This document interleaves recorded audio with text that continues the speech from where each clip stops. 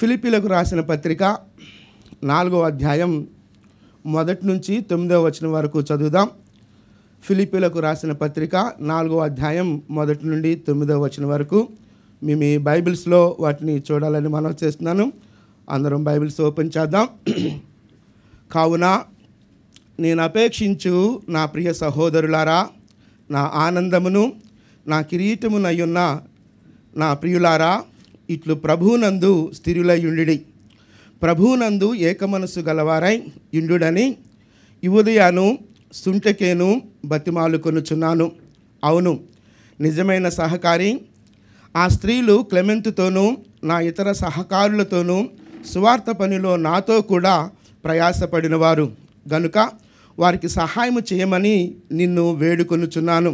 ఆ సహకారుల పేర్లు జీవగ్రంథమందు వ్రాయబడి ఉన్నవి. ఎల్లప్పుడూ ప్రభువునందు ఆనందించుడి. మరలా చెప్పుదును, ఆనందించుడి. మీ సహనము సకల జనులకు తెలియబడనీయుడి. ప్రభువు సమీపముగా ఉన్నాడు. దేనిని గూర్చి చింతపడకుడి గాని ప్రతి విషయంలో ప్రార్థన విజ్ఞాపనముల చేత కృతజ్ఞతాపూర్వకముగా మీ విన్నపములు దేవునికి తెలియచేయుడి. అప్పుడు సమస్త జ్ఞానమునకు మించిన దేవుని సమాధానము యేసుక్రీస్తు వలన మీ హృదయములకు మీ తలంపులకు కావలియుండును. మెట్టుకు సహోదరులారా, ఏ యోగ్యత అయినను మెప్పైనను ఉండిన ఎడల ఏవి సత్యమైనవో, ఏవి మాన్యమైనవో, ఏవి న్యాయమైనవో, ఏవి పవిత్రమైనవో, ఏవి రమ్యమైనవో, ఏవి ఖ్యాతి గలవో వాటి మీద ధ్యానముంచుకొనుడి. మరియు మీరు నా వలన ఏమి నేర్చుకొని అంగీకరించితిరో వాటి యందున్నట్టుగా ఏమి వింటిరో, ఏవి చూచితిరో అట్టి వాటిని చేయుడి. అప్పుడు సమాధానకర్తయగు దేవుడు మీకు తోడై యుండును. ఫిలిప్పీలకు రాసిన పత్రికలో అపోస్తలుడైన పౌలు ఫిలిప్పీ సంఘాన్ని ఉద్దేశించి చాలా విషయాలు మాట్లాడుతూ వచ్చారు. ఆ మాట్లాడే క్రమంలో రోమాలో ఉన్నటువంటి రోమా ప్రిజన్లో ఉన్నటువంటి పౌలు యొక్క పరిస్థితి ఎలా ఉందో చెప్పుకుంటూ వచ్చాడు. అలాగే స్థిరత్వము ఏకత్వము కూర్చున్నటువంటి కొన్ని విషయాలు ముందు అధ్యాయంలో ప్రస్తావించారు. అలాగే క్రీస్తు మాదిరి క్రీస్తు అనే విషయాన్ని ప్రస్తావిస్తూ వచ్చారు. అలాగే కొన్ని ప్రణాళికలు, కొన్ని హెచ్చరికలు, కొన్ని రక్షణను గురించినటువంటి విషయాలు ఆలోచింపచేస్తూ మాట్లాడుతూ వచ్చారు. అబద్ధ బోధకుల గురించి, అబద్ధ బోధన గురించి కూడా హెచ్చరికలు చేశారు.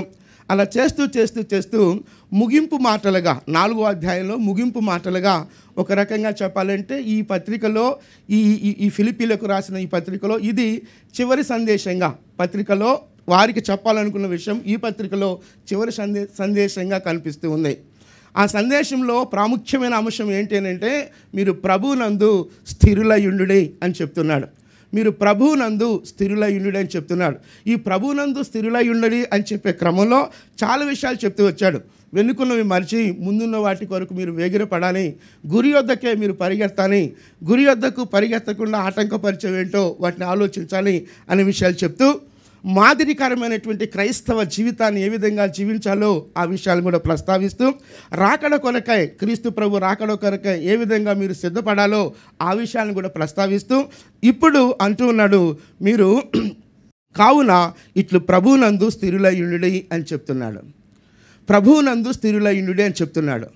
ప్రభువునందు స్థిరులుగా ఉండలేకపోవడానికి గల కారణాలు కూడా మనం చూడవచ్చు.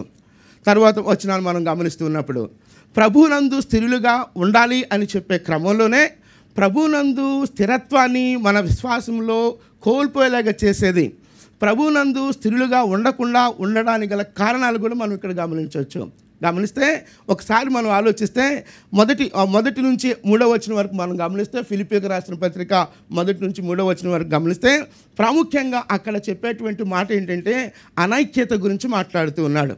అనైక్యత చదువుతున్నాను నేను. కావున నేను ఆపేక్షించు నా ప్రియ సహోదరులారా, నా ఆనందమును నా కిరీటమునయున్న నా ప్రియులారా, ఇట్లు ప్రభువునందు స్థిరులయుండుడి. ప్రభువునందు ఏకమనస్సు గలవారై యుండుడని యువదయాను సుంటకేను బతిమాలుకొనుచున్నాను. ప్రభువునందు ఏకమనస్సు గలవారై యుండుడని యువదయాను సుంటకేను బతిమాలుకొనుచున్నాను. అవును, నిజమైన సహకారి ఆ స్త్రీలు క్లెమెంతుతోనూ నా ఇతర సహకారులతోనూ సువార్త పనిలో నాతో కూడా ప్రయాసపడిన వారు కనుక వారికి సహాయము చేయమని నిన్ను వేడుకొనుచున్నాను. అక్కడ 2 మాటలు నేను ఆలోచింపచేయాలనుకుంటున్నాను. యువదయను సుంటకేను ఉద్దేశించి వారిలో అనైక్యత ఉంది, వారిలో ఒకలాంటి డిస్టర్బెన్స్ వచ్చింది, వారిలో కలిసి పనిచేశారు, కలిసి ముందు కొనసాగుతున్నారు. ఎందుచేతనో విషయం ఏంటో మనకు తెలియదు, కానీ వారిలో అనైక్యత ఉంది, వారు కలిసి ఉండటం లేదు, వారు ఏక మనసు కలవారుగా లేరు. కాబట్టి సహకారి అని ఒకరిని ఉద్దేశించి ఆ పేరు అక్కడ మనకు మెన్షన్ చేయలేదు, కానీ సహకారి వారిని ఐక్యపరచాలి, నువ్వు వారితో మాట్లాడాలి అని చెప్తూ ఉన్నాడు. అక్కడ 2 మాటలు మనం గమనిస్తే యువదయను సుంటకేను బతిమాలు కొనుచున్నాను అని చెప్పాడు. ఏ సహకారి అని చెప్తున్నాడో ఆ సహకారిని ఉద్దేశించి అంటున్న మాట ఏంటంటే నిన్ను వేడుకొనుచున్నాను అంటున్నాడు. బతిమాలు కొనుచున్నాను, వేడుకొనుచున్నాను. వారిద్దరి గురించి ఆలోచించినప్పుడు యువదయను యువదయ సుంటకే వీరిద్దరూ ఫిలిప్పి సంఘంలో బలముగా వాడబడుతున్నటువంటి ప్రయాసపడినటువంటి 2 స్త్రీలు.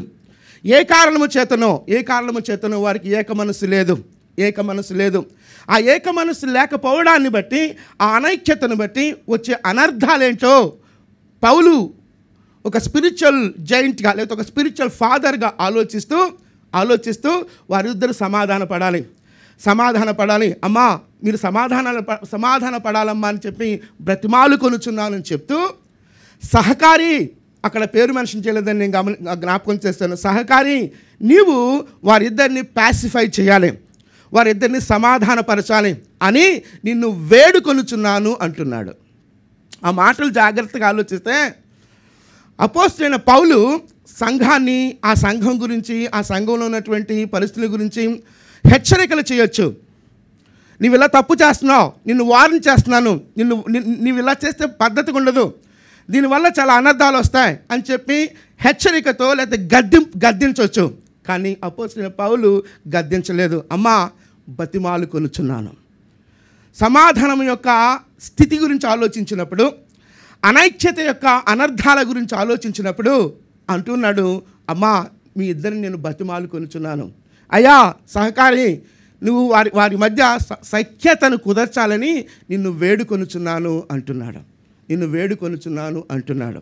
అంత మాత్రమే కాదు, 2వ అధ్యాయంలోనే 2వ వచనంలో మనం గమనించినప్పుడు 2వ అధ్యాయంలో 2వ వచనంలో మీరు ఏక మనస్కులగునట్లుగా ఏక ప్రేమ కలిగి ఏక భావము గలవారుగా ఒక్కదాని యందే మనసుంచుచు నా సంతోషము పరిపూర్ణము చేయుడి. మీరు ఇలా ఉండడం నాకు అంటే ఆ ముందు చెప్పబడినటువంటి సందర్భం అది. మీరు ఏక మనసు ఏకభావము ఒక్కదాని యందే మీరు కలిసి ఉంటే అది నాకు సంతోషం. మీరు గొడవలు పడుతూ లేకపోతే మీరు ఒకరినొకరు ఒక విధమైన పోరాట వాతావరణాన్ని మీరు సృష్టించుకుంటే అది నాకు సంతోషం కాదు. కక్షలొద్దు, పోరాటాలొద్దు, విభేదాలొద్దు, విభిన్నమైన మనసొద్దు, విపత్కరమైన పరిస్థితులు వద్దు. కలిసి ఉండాలి, సఖ్యత కలిగి ఉండాలి. నా ఆలోచన అది అంటున్నాడు. అది నా సంతోషము పరిపూర్ణము చేయండి, నా సంతోషం పరిపూర్ణము చేయడం అని చెప్తున్నాడు. కక్షలొద్దు అంటున్నాడు. ఇంకా ఆ మాటని గమనిస్తే ఒకరినొకడు తనకంటే యోగ్యులుగా ఎంచుకొనిడి అంటున్నాడు. వీరిద్దరికి వచ్చినటువంటి ఏమంటాం అననుకూల పరిస్థితి, ఒకవేళ నా మాట చెల్లాలి, నేను చెప్పిందే జరగాలి అనేటువంటి దృక్పథంలో ఉండి ఉండొచ్చేమో. కానీ అంటున్నాడు మిమ్మల్ని బతిమాలు కొనుచున్నాను అంటున్నాడు. ఏక మనస్సు అంటున్నాడు అక్కడ. ఏక మనస్కులగునట్లు ఏక ప్రేమ కలిగి ఏకభావము గలవారుగా ఒక్కదాని యందే మనసుంచుచు నా సంతోషము పరిపూర్ణము చేయుడి. కాబట్టి ఈ మాటలు మనం అర్థం చేసుకుంటున్నప్పుడు అపవాదికి ఉన్నటువంటి గొప్ప అస్త్రం ఏంటి అని అంటే అనైక్యతను సృష్టించటం.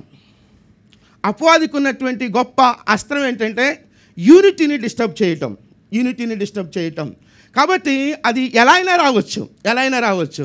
ఒకలాంటి మన సెల్ఫ్ని మనం సాటిస్ఫై చేసుకునేటప్పుడు రావచ్చు, లేకపోతే మిస్కమ్యూనికేషన్ కావచ్చు, ఏదైనా కావచ్చు.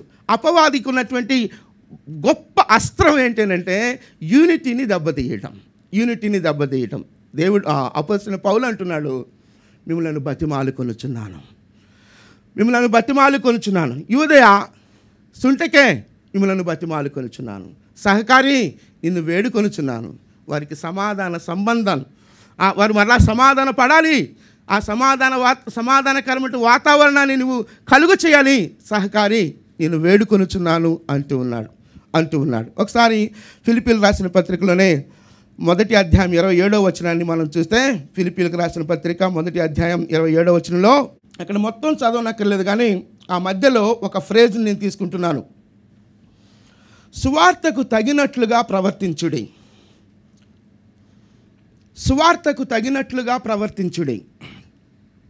సువార్తలో ఉన్నటువంటి అంశాల గురించి మనం ఆలోచిస్తే, సువార్తలో ప్రేమ ఉంది, సువార్తలో క్షమాపణ ఉంది, సువార్తలో అంగీకారం ఉంది. మీరు సువార్తకు తగిన విధంగా ప్రవర్తించుడి అన్నప్పుడు మీరు ఒకరినొకరు ప్రేమించాలి. మీరు సువార్తకు తగిన విధంగా ప్రవర్తించాలన్నప్పుడు మీరు ఒకరినొకరు క్షమించుకోవాలి. మీరు సువార్తకు తగిన విధంగా ప్రవర్తించుడి అన్నప్పుడు, ఈ మాటలు ఎవరితో చెప్తున్నాడంటే బిలీవర్స్ తోటే చెప్తున్నాడు. అపోస్తలులు ఫిలిప్పీ సంఘంలో ఉన్నటువంటి పరిశుద్ధులతో మాట్లాడుతున్నాడు. మీరు సువార్తకు తగిన విధంగా ప్రవర్తించుడి అని అంటే, సువార్తలో ఏముందనంటే ప్రేమ ఉంది, సువార్తలో ఏముందంటే క్షమాపణ ఉంది, సువార్తలో ఏముందనంటే అంగీకారం ఉంది. యూనిటీని చెడగొట్టడానికి గల కారణాలు ఇవే: ప్రేమ లేకపోవడం, క్షమించగలిగే దృక్పథం లేకపోవడం, ఒకరినొకరు అంగీకరించలేనటువంటి దుస్థితి. ఇలాంటి పరిస్థితుల్లో అపవాది చిన్న మిస్అండర్స్టాండింగ్స్ తీసుకొచ్చినప్పుడు, ఆ మిస్అండర్స్టాండింగ్స్లో సువార్తకు తగిన విధంగా, సిలువకు తగిన విధంగా, మీ విశ్వాసానికి తగిన విధంగా మీరు ప్రవర్తించండి అని చెప్తున్నాడు.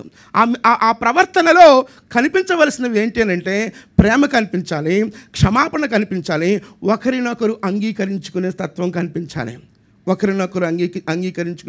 కనిపించాలి. కాబట్టి ఈ మాటలు మనం గమనిస్తున్నప్పుడు మన విశ్వాసంలో మన దృక్కోణం దేని మీద ఉండాలి అని అంటే సిలువ కేంద్రీకృతంగా ఉండాలి. సిలువను కేంద్రంగా చేసుకొని మనం ఉండాలి. దేవునితో మన సంబంధం, మన సంఘంలో ఉన్నటువంటి విశ్వాసులతో సంబంధం, మన కుటుంబ సంబంధ బాంధవ్యాల్లో కూడా క్రీస్తు కేంద్రీకృతంగా మన సంబంధాలు ఉంటే, అలాంటి సఖ్యత ఉంటే, ఆ కుటుంబమైనా, ఆ సంఘమైనా, ఆ వ్యవస్థ అయినా, ఏదైనా కూడా దేవునికి సంతోషదాయకంగా, ప్రీతిపాత్రంగా ఆ కుటుంబం ఉంటుంది, ఆ సంఘం ఉంటుంది. అమ్మా, బతిమాలుకొనుచున్నాను, సువార్తకు తగిన విధముగా ప్రవర్తించండి. సువార్తకు తగిన విధంగా ప్రవర్తించే క్రమంలోనే మరలా విషయాన్ని జ్ఞాపకం చేస్తున్నాను. ప్రేమ, సువార్తలో ప్రేమ ఉంది, క్రీస్తులో ప్రేమ ఉంది, క్రీస్తులో క్షమాపణ ఉంది, క్రీస్తులో అంగీకారం ఉంది. నేను ఏ స్థితిలో ఉన్నానో, నేను అంత దుర్భరమైన స్థితిలో ఉన్నా, నన్నుగా నాలో బలహీనతలు ఉంటుండగానే, నాలో పాపం ఉంటుండగానే, నేను అవిధేయుడిగా ఉండగానే నన్నుగా అంగీకరించింది క్రీస్తు ప్రేమ. కాబట్టి ఈ మాటలు మనం అర్థం చేసుకుంటున్నప్పుడు ప్రేమ, క్షమాపణ, అంగీకారం. కాబట్టి ఈ మాటలు మనం అర్థం చేసుకుంటున్నప్పుడు ఈ యువదయ సుంటకేలను బతిమాలుకొనుచున్నాను అని చెప్తున్నాడు. యువదయ సుంటకే ప్రభువునందు ఏక మనసులయుండుడి అంటూ ఉన్నాడు. ఒకసారి ఒక ఇద్దరు ఫ్రెండ్స్ ఉన్నారంట. వాళ్ళిద్దరు చాలా చాలా చాలా క్లోజ్ ఫ్రెండ్స్. ఎందుకు వచ్చిందో భేదాభిప్రాయాలు వచ్చాయి. ఆ భేదాభిప్రాయం కాస్త చిలికి చాలా పెద్ద అగాధం ఏర్పడింది. అందులో ఒక అతను సిక్ అయిన తర్వాత హాస్పిటల్లో బెడ్ మీద ఉన్నాడు. హాస్పిటల్లో బెడ్ మీద ఉండి తన స్నేహితుని గురించి, ప్రస్తుతం విరోధిగా ఉన్నటువంటి ఒకప్పుడు స్నేహితుని గురించి ఆలోచిస్తూ ఉన్నాడు. ఆలోచిస్తూ నేను త్వరలో చనిపోతానేమో, తనని పిలిచి నేను క్షమాపణ అడగాలి అనుకున్నాడు. పిలిపించుకున్నాడు. హాస్పిటల్కి తన రూమ్కి వచ్చాడు. ఆ వ్యక్తి ఇద్దరు చాలాసేపు మాట్లాడుకున్నారు. వారిద్దరు కలిసి ఉన్నప్పుడు చేసిన పనుల గురించి మాట్లాడుకున్నారు. ఎందుకు విభేదాలు వచ్చాయో ఆ విభేదాల గురించి మాట్లాడుకున్న తర్వాత అన్నీ అయిపోయిన తర్వాత ఈ వ్యక్తి అంటున్నాడు, ఈ హాస్పిటల్లో ఉన్నటువంటి వ్యక్తి అంటున్నాడు, నన్ను క్షమించు అని చెప్పి క్షమాపణ కోరాడు. ఇద్దరు ఏడ్చుకున్నారు, ఒకరినొకరు క్షమించుకున్న తర్వాత ఈ వ్యక్తి డోర్ తీసి బయటకు వెళ్తున్నప్పుడు ఈ వ్యక్తి మళ్ళీ వెనక్కి పిలిచాడు. హలో కమాన్ మరలా వెనక్కి పిలిచాడు. పిలిచిన తర్వాత ఆ బెడ్ మీద ఉండి అతనితో అన్నాడు, ఒకవేళ నేను చనిపోతేనే ఈ క్షమాపణ, ఒకవేళ నేను బ్రతికాననుకో క్షమాపణ లేదు. ఒకవేళ నేను చనిపోయాననుకో నా కాన్షియస్ నేను సాటిస్ఫై చేసుకోవడం కోసం, నా సెల్ఫ్ నేను సాటిస్ఫై చేసుకోవడం కోసం నిన్ను క్షమాపణ అడుగుతున్నానే తప్ప బ్రతికితే లేదు తూచ్. మన సెల్ఫ్ని సాటిస్ఫై చేసుకోవడం కోసం మనం చేసేటువంటి పరిస్థితుల గురించి ఆలోచిస్తే ఎంతకైనా వెళ్తూ ఉంటాం. ఇదిగో ఇక్కడ ఆ సెల్ఫ్ని మీరు సాటిస్ఫై చేసుకోవద్దమ్మా, క్రీస్తు సువార్తకు తగిన విధంగా మీరు ఉండాలమ్మా. మీ మధ్య ప్రేమ ఉండాలి, మీ మధ్య క్షమాపణ ఉండాలి, మీ మధ్య ఒకరినొకరు యాక్సెప్ట్ చేసుకునేటువంటి స్థితి ఉండాలి అంటున్నాడు. చాలాసార్లు మన వ్యక్తిగత జీవితాల్లో కావచ్చు, మన కుటుంబ సంబంధాలు కావచ్చు, సహవాసాలు కావచ్చు, ఆర్గనైజేషన్స్ కావచ్చు, నేర్చుకోవాల్సిన ఒక విషయం ఏంటి అని అంటే ప్రాబ్లమ్ని అడ్రస్ చేయలే కానీ పర్సన్ అడ్రస్ చేయకూడదు. ఏ సమస్య వచ్చిందో ఆ సమస్య మీద ఫోకస్ ఉండాలి కానీ ఆ సమస్యకు కారణమైనటువంటి పర్సన్ మీద కాదు. అమ్మా, మీ ఫోకస్ దేని మీద ఉండాలంటే ఏ సమస్య వచ్చిందో ఆ సమస్య మీద మీరు ఫోకస్ నిలిపి ఆ సమస్యను రిజాల్వ్ చేసుకోవడం కోసం మీరు ప్రయత్నాలు చేయాలే తప్ప ఒక వ్యక్తిని మరొక వ్యక్తి దూషించుకోవడానికి, కరుచుకోవడానికి కాదు అనే విషయాన్ని మనం అర్థం చేసుకోవాలి. క్రీస్తు ప్రేమకు, క్రీస్తు స్వార్థకు తగినట్లుగా మీరు ప్రవర్తించుడి. అలా మనం గమనించినప్పుడు, అలా మనం ఆలోచించినప్పుడు ఇక్కడ ఒక రెండు మాదిరులు మనకు కనిపిస్తున్నాయి. రెండవ అధ్యాయం, ఫిలిప్పీయులకు రాసిన పత్రికలోనే 2వ అధ్యాయం 5 నుంచి 8వ వచనం వరకు క్రీస్తు ప్రభు యొక్క మాదిరి కనిపిస్తూ ఉంది. ఏ విధంగా తాను తగ్గించుకున్నారో కనిపిస్తుంది. అలాగే 3వ అధ్యాయం 5 నుంచి 8వ వచనం వరకు అపోస్తలుడైన పౌలు ఏ విధంగా తగ్గించుకున్నాడో, వేటిని కోల్పోయాడో కనిపిస్తుంది.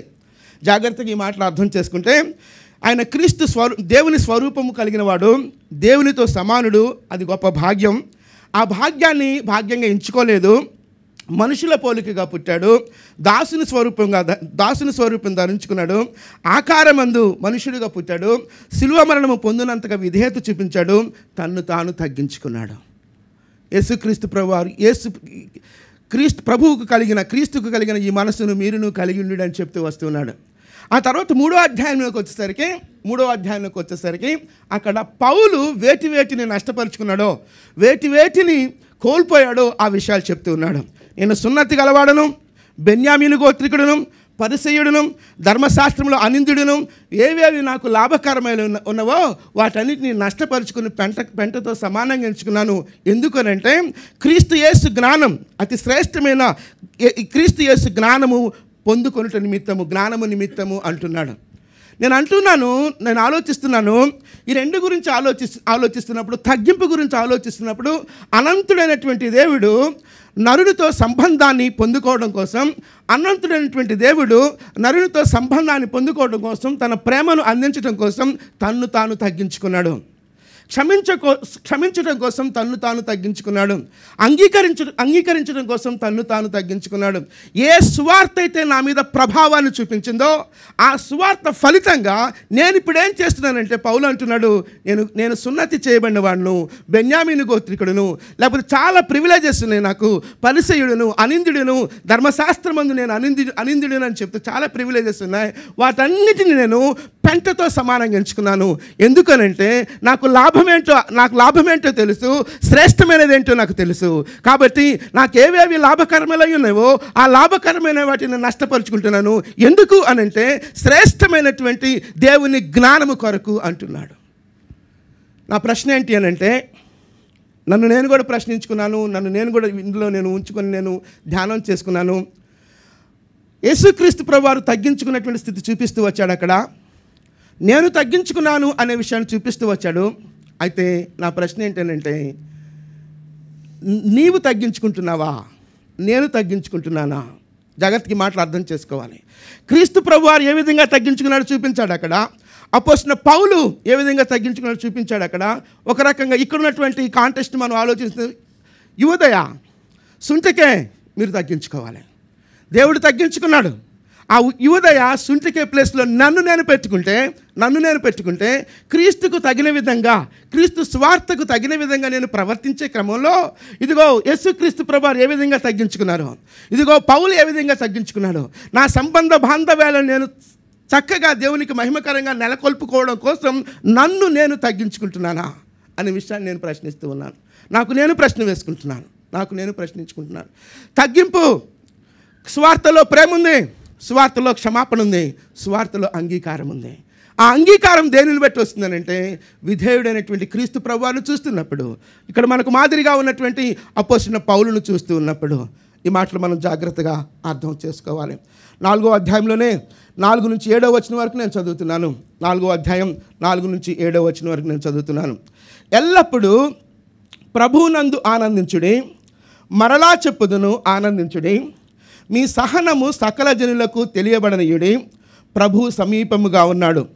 మీ సహనము సకల జనులకు తెలియబడనీయుడి, ప్రభువు సమీపముగా ఉన్నాడు. దేనిని గూర్చి చింతపడకుడు కానీ ప్రతి విషయములోనూ ప్రార్థనా విజ్ఞాపనల చేత కృతజ్ఞతాపూర్వకముగా మీ విన్నపములు దేవునికి తెలియచేయుడి. అప్పుడు సమస్త జ్ఞానమునకు మించిన దేవుని సమాధానము క్రీస్తు యేసు వలన మీ హృదయములకు మీ తలంపులకు కావలియుండును. మొట్టమొదటి మనం గమనించినప్పుడు సంఘంలో ఉన్నటువంటి అనైక్యత గురించి మాట్లాడాడు. రెండవది ఇక్కడ మనం గమనించినప్పుడు చెరసాల్లో ఉన్నాడు ఈయన. భవిష్యత్తు ఎలా ఉండబోతుందో అగమ్యగోచరం. కానీ నేను ఆందోళన చెందడం లేదు. నేను చెరసాల్లో ఉన్నప్పటికీ నేను ఆందోళన చెందడం లేదు. మీరు కూడా ఆందోళన చెందొద్దు, ఆనందించండి. నేను మరలా చెప్పుదును, ఆనందించుడి అని చెప్తున్నాడు. ఈ ఆందోళన చెందకుండా ఉండే పరిస్థితులు మన జీవితాల్లో ఎలా వస్తాయి అని అంటే, దేవునికి నీకు ఎంత సంబంధం పటిష్టంగా ఉంటుందో, దేవునికి నీకున్నటువంటి సంబంధం ఎంత పటిష్టంగా ఉంటుందో అంతగా నువ్వు ఆందోళన చెందకుండా ఉంటావు. పౌలు అంటూ ఉన్నాడు, తను ప్రిజన్లో ఉన్నాడు, చెరసాల్లో ఉన్నాడు. చెరసాల్లో ఉన్నటువంటి వ్యక్తులకు ఆందోళన ఉంటుంది. నేను యూనివర్సిటీలో చదివేటప్పుడు నాకు ఒక ఫ్రెండ్ ఉన్నాడు. ఆ ఫ్రెండ్ యూనివర్సిటీలో ఒక చిన్న గొడవను బట్టి పెద్ద కేసు అయింది. ఈ ప్రిజన్లో ఉంచారు, విశాఖ సెంట్రల్ జైల్లో ఉంచారు. నాకు చాలా క్లోజ్ ఫ్రెండ్. అతనికి బెయిల్ కోసం లేకపోతే అతను కలవడం కోసం నేను వెళ్తూ ఉండేవాడిని. అతని పేరు రాసి అక్కడ ఇస్తే అతను పిలిచి అక్కడ మైక్లో అనౌన్స్ చేసి పిలిచేవాడు. ఇప్పుడు అతను నన్ను చూస్తూ వచ్చే క్రమంలో గమనిస్తే మనకు కనిపించడు. కొంత దూరం కనిపిస్తాడనమాట. అతను నడుచుకుంటూ వచ్చేటప్పుడు అతని ముఖంలో ఏముంటుందనంటే ఆందోళన, ఆతురత.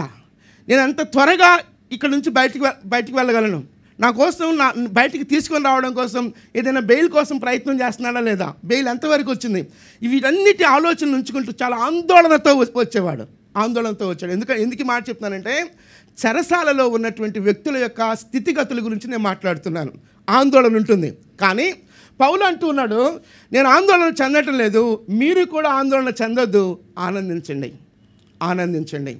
ఈ ఆందోళన చెందకుండా ఉండే స్థితి దేనిని బట్టి వస్తుంది అని అంటే, దేవునికి నీకున్నటువంటి సంబంధం నుంచి వస్తుంది.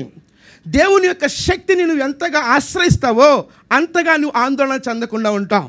ప్రతి చిన్నదానికి మనం ఆందోళన చెందుతూ ఉన్నామనంటే దేవుని యొక్క శక్తి సామర్థ్యాలను నీవు అర్థం చేసుకోలేదనే చెప్పవలసి ఉంటుంది. కాబట్టి జాగ్రత్తగా మాటలు అర్థం చేసుకుంటే, తల్లిదండ్రులుగా మనం ఉన్నాం. ఇమోషన్స్ ఎలా డెవలప్ అవుతాయి అని అంటే, మనం తీసుకునేటువంటి నిర్ణయాల్లో లేదా కొన్ని పరిస్థితులకు ఏ విధంగా మనం ప్రతిస్పందిస్తామో దానిని బట్టి మన ఇమోషన్స్ డెవలప్ అవుతాయి. ఈ ఇమోషన్స్ని అర్థం చేసుకుంటూ చూస్తూ వాళ్ళకి తెలియదు కానీ వాళ్ళు తల్లిదండ్రులు ప్రతిస్పందించే విధానాన్ని బట్టి వీళ్ళు ఇమోషన్స్ను డ్రా చేస్తారు. ఉదాహరణకు వర్షం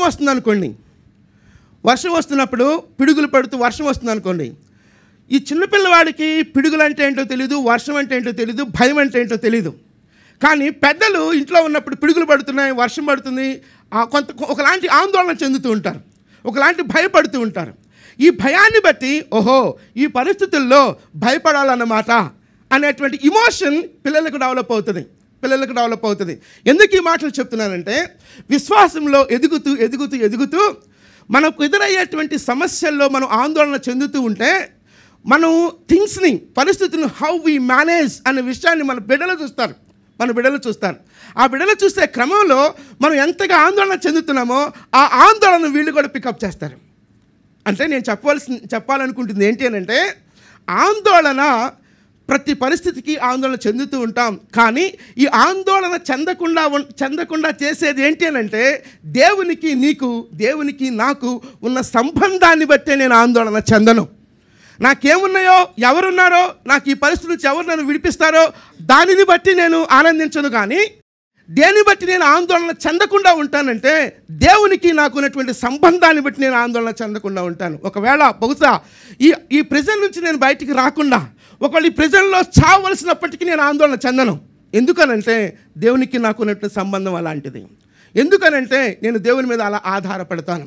ఒకవేళ నా మట్టుకైతే బ్రతుకుట క్రీస్తే, చావైతే లాభం. చెప్పగలమా? ఆలోచించగలమా? అలాంటి ఆందోళనకరమైన పరిస్థితుల్లో చస్తే చచ్చునుగాక, కానీ నేను దేవుని విడిచిపెట్టను. ఇలాంటి షార్ప్ అండ్ వర్డ్స్ ఎలా చెప్పగలం అని అంటే, దేవునికి తనకున్నటువంటి సంబంధ బాంధవ్యాన్ని బట్టే చెప్పగలడు. కాబట్టి మనం ఒకవేళ చిన్న విషయాలకి మనం ఆందోళన చెందుతూ ఉన్నట్లయితే, దేవునికి నాకున్నటువంటి సంబంధాన్ని గురించి నేను ఆలోచించాలి. దేవుని యొక్క శక్తిని మనం ఆశ్రయించే క్రమంలో నేను ఆందోళన చెందుతూ ఉన్నట్లయితే దేవునికి నాకున్న సంబంధం గురించి నేను ఆలోచించాలి అంటూ ఉన్నాను. నేను ఆందోళనకరమైన పరిస్థితులు వస్తున్నప్పుడు ఆందోళనకరమైన పరిస్థితుల్లో ఆందోళన చెందకుండా ఉండాలి అంటే, పరిస్థితులు ఏమైనా కానీ దేవునికి నీకున్నటువంటి సంబంధం మీద ఆధారపడి ఉంటుంది అనే విషయాన్ని నేను చూపిస్తున్నాను. అందుకే అంటున్నాడు ఆనందించుడి, నేను మరలా చెప్పుదును ఆనందించుడి అంటున్నాడు. పేతురు రాసిన మొదటి పత్రిక 5వ అధ్యాయం 7వ వచనంలో తీనవసరం లేదు, కానీ అక్కడ ఒక మాటను మనం గమనించాలి. పేతురు రాసిన మొదటి పత్రిక 5వ అధ్యాయం 7వ వచనంలో, ఆయన మిమ్మల్ని గూర్చి చింతించుచున్నాడు కనుక మీ చింత యావత్తు అనగా మీ ఆందోళన యావత్తు ఆయన మీద వేయడి. ఆయన మిమ్మల్ని గూర్చి చింతించుచున్నాడు అన్న దగ్గర లక్ష్యం ఉంచుచున్నాడు, లేకపోతే లక్ష్యము చేయుచున్నాడు. ఆయన నిన్ను గురించి పట్టించుకుంటున్నాడు కనుక మీ చింత యావత్తు ఆయన మీద వేయుడి అని చెప్తున్నాడు. ఇంకా అలా ముందుకు వచ్చినప్పుడు, మీ సహనమును సకల జనులకు తెలియపరచనీయుడి. సహనమును అన్నప్పుడు కింద ఫుట్నోట్లో మృదుత్వము అన్నాడు. ఈ సహనం ఎలా వస్తుంది అని అంటే, దేవునితో మనం నడిచే విధానంలో, దేవుని యొక్క ఆలోచనలో, విశ్వాసంలో లోతుల్లోనికి వెళ్తున్నప్పుడు సహనం వస్తుంది. ప్రతి చిన్నదానికి మనం ఆందోళన చెందాం, ప్రతి చిన్నదానికి అసహనపడం. ప్రతి పరిస్థితుల్లో మనం సహనాన్ని కలిగి ఉంటాం, మృదుత్వాన్ని కలిగి ఉంటాం, ఆ జెంటిల్ స్పిరిట్ని మనం కలిగి ఉంటాం. అది ఎలా సాధ్యం అని అంటే, భయంకరమైన పరిస్థితులు వస్తున్నప్పటికీ ఆ పరిస్థితులను బట్టి కంగారు పడకుండా ఆ పరిస్థితులను జెంటిల్గా సహనంతో వాటిని మనం హ్యాండిల్ చేస్తాం. ఎలా అనంటే, దేవుని మీద మనం ఆధారపడుతున్నప్పుడు, దేవుని ఆలోచన స్వీకరిస్తున్నప్పుడు. సంవత్సరాలు దొరుకుతూ ఉన్నాయి మన విశ్వాస జీవితంలో, సంవత్సరాలు దొర్లుతున్న క్రమంలో ఎంతగా విశ్వాస జీవితంలో మనం పరిపక్వత స్థాయిలోనికి ఎదుగుతున్నాం, ఎంతగా మన జీవితాల్లో సహనాన్ని పెంపొందించుకుంటున్నాం, ఎంతగా మన జీవితాల్లో ఆ మృదుత్వాన్ని అంటే ఆందోళన చెందకుండా, ప్రతిదానికి కంగారు పడకుండా, ప్రతి విషయంలో దేవుని మీద ఆధారపడగలిగే ఆ సెన్సిటివిటీని, ఆ స్పిరిచువల్ సెన్సిటివిటీని మనం కలిగి ఉంటున్నాం అనే విషయాన్ని మనం ఇక్కడ ప్రశ్నించుకోవాలి. ఎదురయ్యే పరీక్షల్లో, ఎదురయ్యే పరిస్థితుల్లో, ఎదురయ్యే అననుకూలతల్లో, ఆ పరిస్థితుల నడుమ సహనము కలిగి ఆ పరిస్థితులు మనం అర్థం చేసుకుంటున్నామా? లేకపోతే ఇంకా చెప్తున్నా, ఆ సహనం కలిగి ఉండటం మాత్రమే కాదు, ఈ సహనం సకల జనులకు కనబడనీయుడి అంటున్నాడు. ఈ సహనం సకల జనులకు కనబడనీయుడి. ఒకవేళ నువ్వు ఆఫీస్లో ఉంటే ఎదురయ్యే పరిస్థితులను బట్టి నువ్వు కంగారు పడకుండా, నువ్వు ఆ థింగ్స్ని హ్యాండిల్ చేసే దాన్ని బట్టి ఇతరులు నిన్ను మెచ్చుకుంటారు. ఎలా అంటే, నీవు దేవుని మీద ఆధారపడి ఆ మృదుత్వాన్ని, ఆ సహనాన్ని కలిగి ఉన్నప్పుడు, నీవు నమ్మిన నీ దేవునిని బట్టి నీకు ధైర్యం, నీవు నమ్మిన నీ దేవునిని బట్టి ఈ సహనం నీకు, మాకు లేదా సహనం. ఎందుకనంటే నీ విశ్వాసం, నీ మృదుత్వం, నువ్వు అర్థం చేసుకునే పరిస్థితులు, థింగ్స్ని హ్యాండిల్ చేసే పరిస్థితులు దేనిని బట్టి అనంటే నీ విశ్వాసం, దేవునితో నీ కలిగినటువంటి సంబంధం. అది సకల జనులకు తెలియచేయనీయుడి. వాళ్ళకంటే ముందే మనం కంగారు పడిపోయి అయ్యో ఏమవుతుందో అని చెప్పి ఆ పరిస్థితులు రాకముందే ఇక్కడే గుండాగిపోయే పరిస్థితులు వద్దు. ఆందోళన వద్దు, ఆందోళన వద్దు అంటున్నాడు.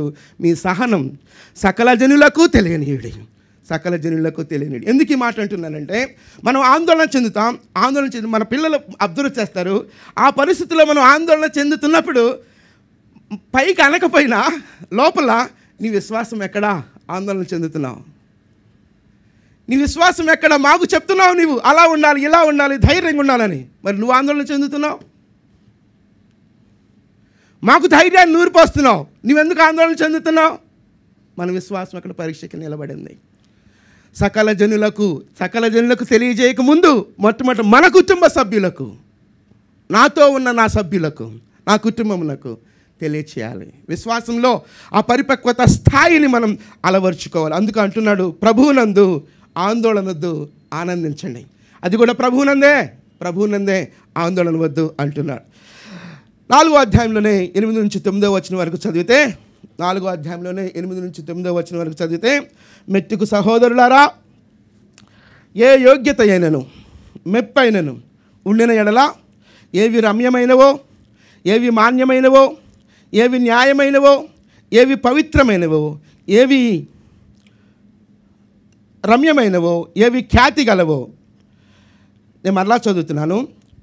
మెట్టుకు సహోదరులారా, ఏ యోగ్యత అయినను మెప్పైన ఉండిన ఎడల, ఏవి సత్యమైనవో, ఏవి మాన్యమైనవో, ఏవి న్యాయమైనవో, ఏవి పవిత్రమైనవో, ఏవి రమ్యమైనవో, ఏవి ఖ్యాతి గలవో, వాటి మీద ధ్యానముంచుకొనుడి.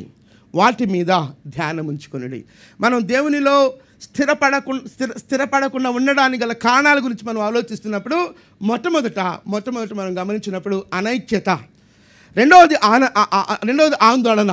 ఇక్కడ మనం గమనిస్తే, మూడవదిగా గమనిస్తే అనుసరణ. వేటిని మనం అనుసరిస్తూ ఉన్నాం, వేటిని మనం ఫాలో అవుతూ ఉన్నాం.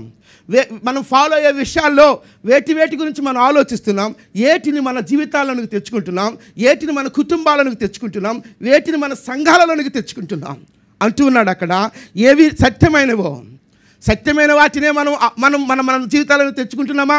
ఒక అసత్యం, అపవాది చేసేటువంటి మరొక అస్త్రం ఏంటంటే, ఒక అసత్యాన్ని సత్యమని నమ్మిస్తుంది. అపవాదికి ఉన్నటువంటి అస్త్రం గురించి మనం మాట్లాడినప్పుడు యూనిటీ లేకుండా చేస్తాడు. ఇక్కడ మనం గమనించినప్పుడు ఒక అసత్యాన్ని సత్యంగా నమ్మిస్తాడు. ఇదిగో ట్రూత్. ఏవి సత్యమైనవో అది దేవుని దృష్టికి సత్యమైనదో కాదో, ఏవి మాన్యమైనవో హానో, ఏవి గౌరవాన్ని తీసుకొని వచ్చావో, అంటే మన నిర్ణయాలు మన విశ్వాస జీవితానికి గౌరవం తీసుకొని వచ్చేవి ఉండాలి. మన నిర్ణయాలు మనం హాజరవుతున్నటువంటి, లేకపోతే మనం అటెండ్ అవుతుంది సంఘానికి గౌరవాన్ని తీసుకొని వచ్చేవి ఉండాలి.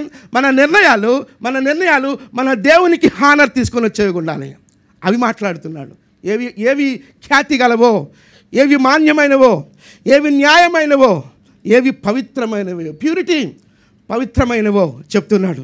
ఏవి రమ్యమైనవో, ఏవి ఖ్యాతి గలవో. నేను తీసుకునే నిర్ణయాలు, నా ముందు ప్రపంచం గురించి ఆలోచించినప్పుడు ప్రపంచం మనలను తప్పుదోవలోనికి నడిపించే పరిస్థితులు ప్రతి ఇన్సిడెంట్లో, ప్రతి అడుగులో మనకు లేకపోలేదు.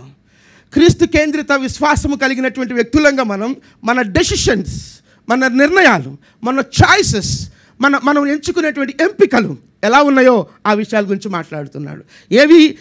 అంటున్నాడు, ఏవి సత్యమైనవో, ఏవి మాన్యమైనవో, ఏవి న్యాయమైనవో, ఏవి పవిత్రమైనవో, ఏవి రమ్యమైనవో, ఏవి ఖ్యాతి గలవో, వాటి మీద ధ్యానం ఉంచుకొనుడి. హృదయం నిండా నింపుకొని ఆ విధంగా మీరు నిర్ణయాలు తీసుకోవాలి. ఇలా చేసుకోకపోవడాన్ని బట్టి మీరు స్థిరులుగా ఉండలేరు అంటున్నాడు అక్కడ.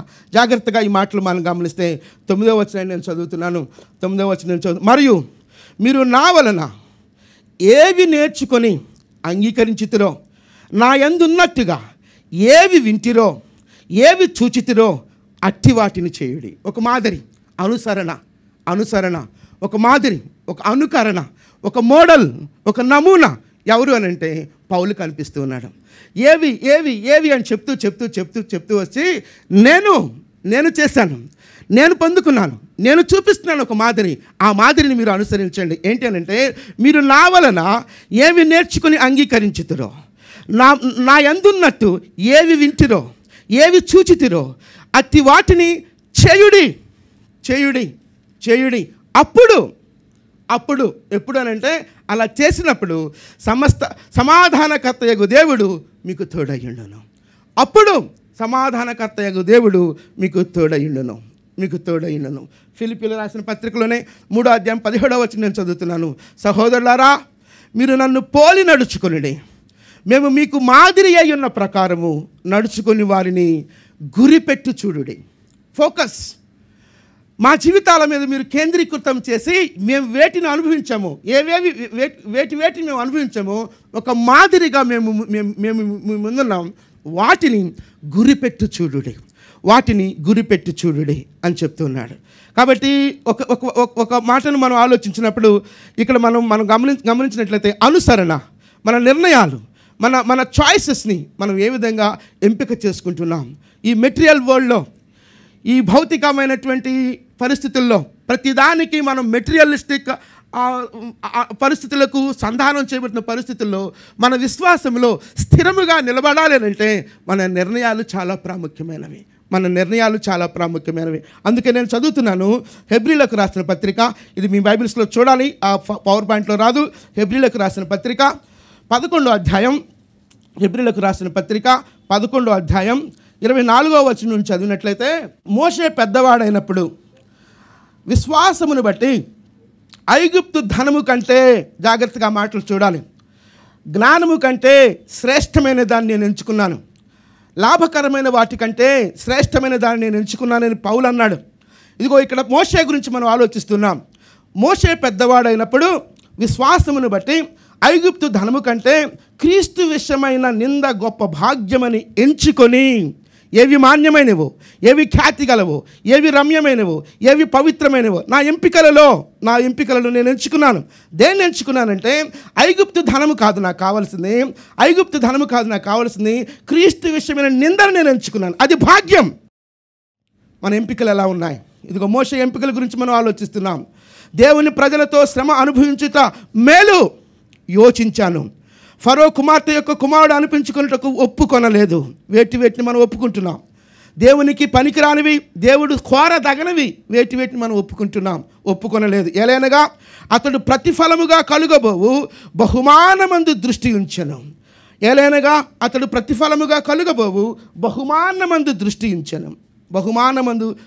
ఉంచెను అంటున్నాడు. విశ్వాసమును బట్టి అతడు అదృశ్యుడైన వానిని చూచునట్టు స్థిరబుద్ధి గలవాడై ప్రభువునందు మీరు స్థిరులై ఇల్లుడి అనే మాట జ్ఞాపం చేస్తున్నాను. స్థిరబుద్ధి గలవాడై, వ్యావరింగ్ లేదు. ఐగుప్తు ధనమా, క్రీస్తు విషయమైన నింద, అక్కడిక మనం దేవుని చిత్తాన్ని లేకపోతే దేవుని ఆలోచనలు తీసుకునే అవసరం లేదు. క్రీస్తు విషయమైన నిందే. ఏది మేలు అన్నప్పుడు క్రీస్తు ఏది మెచ్చుతాడో అదే నాకు మేలు. ఏది రమ్యమైనది అంటే క్రీస్తు ఏది మెచ్చుతాడో అదే నాకు రమ్యమైనది.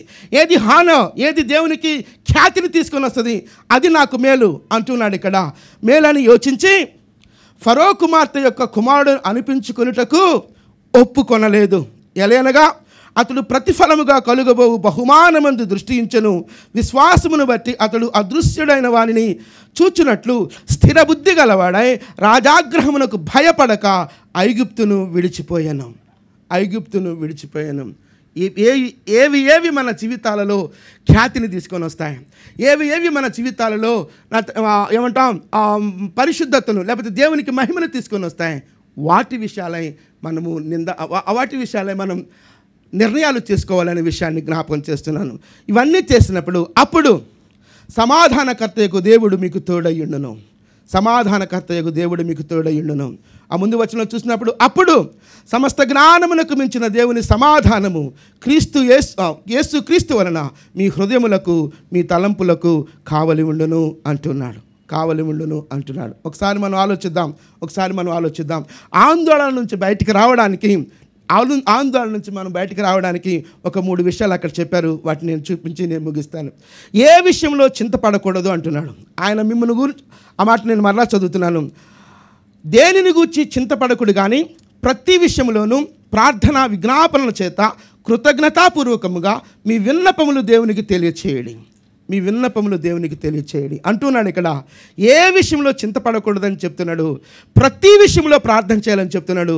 దేనికైనా మన జీవితంలో ఏదైనా ఏ పరిస్థితికైనా కృతజ్ఞత చెల్లించాలంటున్నాడు. అలా చేసి ప్రభువునందు స్థిరులంగా మనం ముందుకు కొనసాగుదాం.